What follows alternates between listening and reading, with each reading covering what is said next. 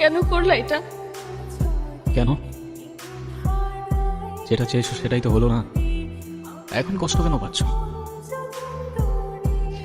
আমি তো ভালোবাসতাম তোমায়, চাইতাম সারাটা জীবন একসাথে থাকতে। তাহলে এটা কেমন ভালোবাসা? জানি না, এরকমটা তো হবার কথা ছিল না কখনো। শুরুটা তো কতটা আলাদা ছিল, একদম ম্যাজিক্যাল, ঠিক যেন রূপকথার গল্পের মতো। আপনার ভয়েসটা কিন্তু মাশাআল্লাহ, কিন্তু আপনি কি সারাক্ষণই গিটারটা নিয়ে ঘুরঘুর করেন? একজন আর্টিস্ট তার আর্ট আর ইনস্ট্রুমেন্ট ছাড়া আর কি নিয়ে ঘুরঘুর করবে বলেন? তবে সত্যি বলতে এই গিটারটা একটু স্পেশাল। আমার যখন 6 বছর বয়স, আমার জন্মদিনে আমার মা গিফট করছিল এটা। এমনিতে আপনার ক্যারিয়ার নিয়ে প্ল্যান কি? মিউজিক। আচ্ছা, আর ব্যাকআপ প্ল্যান? মিউজিক। আপনি আপনার প্যাশন নিয়ে অনেক সিরিয়াস মনে হচ্ছে। প্যাশন বাদ দাও, মিউজিকের বাইরে তো আমার কোনো লাইফই নাই, জাস্ট লাইফই নাই, বুঝছো? আচ্ছা, তারপরেও সাপোজ যদি কখনো মিউজিক ছেড়ে দিতে হয়, তখন কি করবেন? মিউজিক ছেড়ে দিতে হবে মানে? মানে বুঝলাম না তো আমি। সমস্যা কি আপনার? ফাইজলামি করতেছেন আমার সাথে? আরে সরি সরি, আমি তো মজা করছিলাম জাস্ট। মিউজিক এইটা কোনো জোক না যে মজা করবেন। আচ্ছা সরি তো, আচ্ছা কান ধরছি, যান, সরি। It's okay. আচ্ছা আমার না যেতে হবে, লেট হয়ে যাচ্ছে। ইস, লেট হয়ে যাচ্ছে?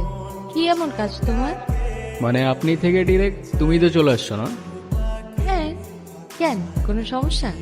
না, বাট কেন যেন মনে হচ্ছে তুমি খুব নাচরবান্ধা টাইপের মানুষ না? তুমি বুঝলা কি করে? এমনি গেস করলাম। তখনও বুঝে উঠতে পারিনি মিউজিকের পর দ্বিতীয় ভালোবাসাটা তুমি হয়ে উঠবে, ডিয়ার তারা। খুব অদ্ভুত একটা মেয়ে তুমি। মনে হচ্ছিল আমার সেই রূপকথার গল্পটার রাজকন্যা যেন হুবহু তোমার মতোই দেখতে। এক পা দুপা হাঁটতে হাঁটতে প্রথমে ভালো লাগা, এরপর ভালোবাসা, আর তারপরে অভ্যাস। আর সেই অভ্যাসের পরেই হয়তো সবকিছু চেঞ্জ হয়ে যায়,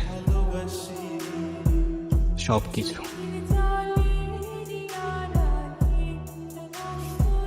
2 দিন পর পর এই ঝামেলাগুলা কি না করলে হয় না? কি কিছু বলবা না?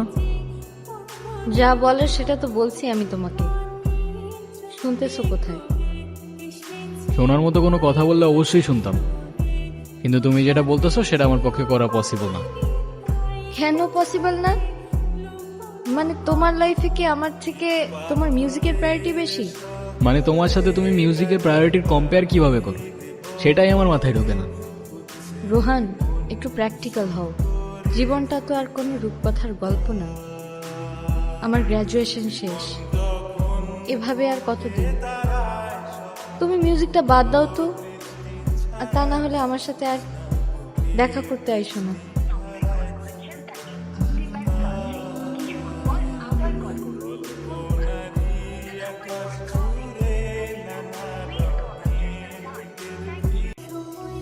হ্যাঁ হ্যালো। কোথায় তুমি? তুমি কোথায়? তোমারে কতগুলা কল দিছি আমি। রনির কাছে শুনলাম কি ঝামেলা হয়েছে। না সমস্যা নেই, তেমন কিছু হয়নি। সমস্যার কথা বলি নাই আমি, তুমি এক্ষুনি দেখা করো আমার সঙ্গে। কোথায় তুমি? কি অবস্থা, কেমন আছো? তুমি কবে ছাড়বে এসব? মানে আসতে না আসতেই তুমি আবার শুরু হয়ে গেলা। মানে আমি না বুঝি না, আছে কি তোমার এই মিউজিকের মধ্যে যে এটা ছেড়ে থাকা যাবে না? সেটা হয়তো তুমি আমার জায়গায় থাকলেই বুঝতা। না, তোমার জায়গায় থাকার তো আমার কোনো ইচ্ছাও নাই। দেখো, এখনো কিচ্ছু নষ্ট হয়নি। আমি শুধু চাই তুমি 8-10টা মানুষের মতো একটা নর্মাল লাইফ লিড করো, একটা জব করো, আর মিউজিকটা ছেড়ে দাও, দ্যাটস ইট। আরে মিউজিক আমার ব্লাডের মধ্যে, এটা ছাড়লে বাঁচবো কেমনে আমি? আর আমি যেটা পারবো না সেটা আমার বারবার বললো না তো তুমি। তোমার ডিসিশন তাহলে ফাইনাল? হ্যাঁ। আচ্ছা, হ্যালো, আসসালামু আলাইকুম। হ্যাঁ রোহান, রাহুল ভাই এসে বলছো? এদিকে আসছে উনি? হ্যাঁ, আমি আবার তোমার কথা বলে রাখছিলাম তো। তুমি এক কাজ করো, টুক করে এসে বাসায় দেখা করে ছোট করে একটা অডিশন দিয়ে দাও। ভাই আমি এখনই আসতেছি। কোথায় আসবো ভাই? আমি তোমার লোকেশন পাঠাচ্ছি, চলে আসো। ওকে ভাই, শুক্রিয়া। কোথাও যাবা? হ্যাঁ, প্লিজ কিছু মনে করো না তুমি। আমার ছোট্ট একটা অডিশন আছে বুঝছো। ওই রাহুল খান আছে না, মিউজিক ডিরেক্টর, উনি আসছে। তুমি প্লিজ কিছু মনে করো না, আমি যাই এখন। তুমি বাসায় চলে যাও, আমি পরে কল দেবো না তোমাকে। এই রোহান, কি অবস্থা? বসো বসো।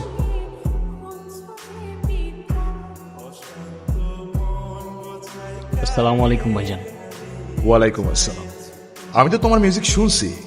অনেস্টলি বলতে গেলে আমারও খুব ইচ্ছে ছিল তোমার সাথে দেখা করব।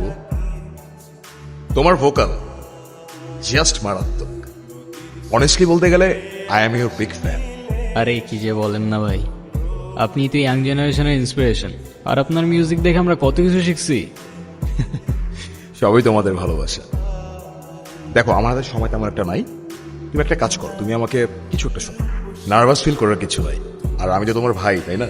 তোমার আমার নামও মিলে যায়, রোহান রাহুল। শুরু করো। আচ্ছা ভাই, আমি আমার অরিজিনাল কিছু প্লে করি। হ্যাঁ, অবভিয়াসলি, প্লিজ। বালি চোরা বালিতে থাকে কেন? Anything wrong? রোহান, কোনো সমস্যা? সরি ভাই, আমি আরেকবার শুরু করি। প্লিজ। কি হচ্ছে বুঝতেছি না। আরে ইটস ওকে, ইটস ওকে, শুরু করো। বালি চোরা বালিতে থাকে কেন? প্রশ্নের আড়ালে তুমি যেন